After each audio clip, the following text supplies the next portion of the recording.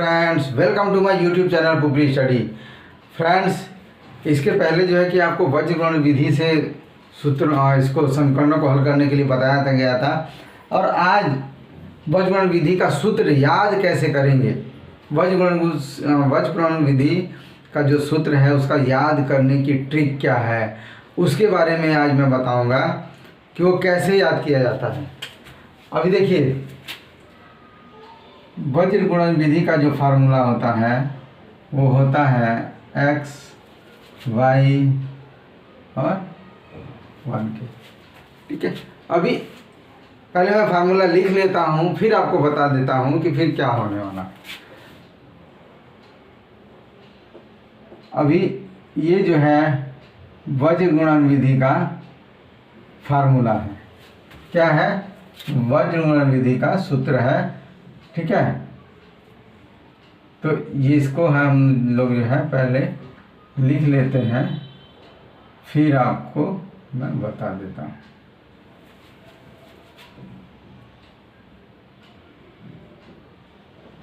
अभी देखिए, ये फार्मूला मैंने लिख लिया। ठीक है, अब आपको बता देता हूँ।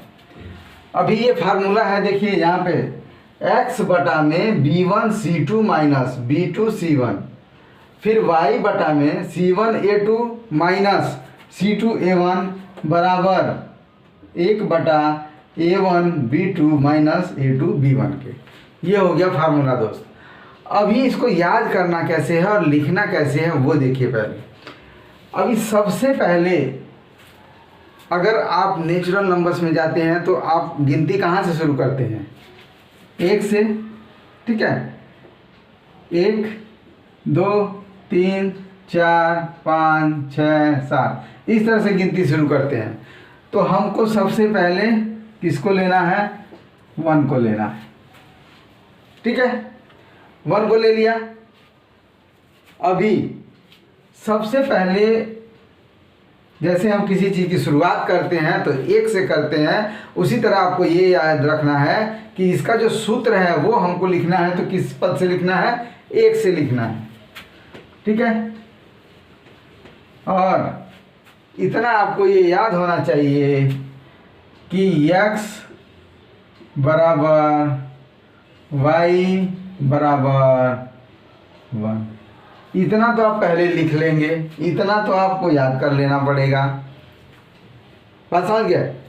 अब सूत्र को लिखना कैसे है, सूत्र में देखिए, अगर आप ध्यान से देखेंगे तो क्या है, मेन a है, b है और c है। ठीक है, तो भैया a जब आता है तो a क्या है, पहले नंबर पे आता है, तो a पहले नंबर पे आता है।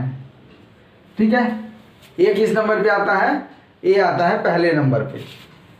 ठीक, b क्या आता है, दूसरे नंबर पे आता है, तो b दूसरे नंबर पे आता है। c तीसरे नंबर पे आता है। ठीक है, c तीसरे नंबर पे आता है। तो यहाँ पे देखिए, ये हो गया 1 2 3, 1 2 3। तो हम शुरुआत कहाँ से करेंगे, a से शुरू करेंगे। क्या शुरू करेंगे, a से। तो सबसे पहले हमको क्या लिखना है, a लिखना है। अब हम यहाँ से लिखते हैं, तो a के बाद क्या आता है दोस्त, a के बाद आता है b, b के बाद आता है c, और c के बाद फिर आ जाता है a।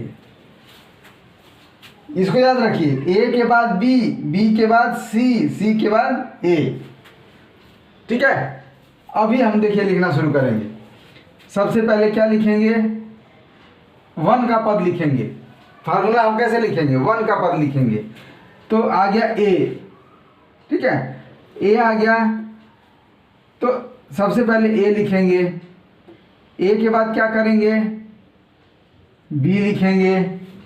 a के बाद क्या लिखेंगे, b, b के बाद क्या लिखेंगे, माइनस आता है, फिर क्या लिखेंगे, a और b। लिख दिया, a और b लिख दिया। अब फिर क्या लिखना है, b और c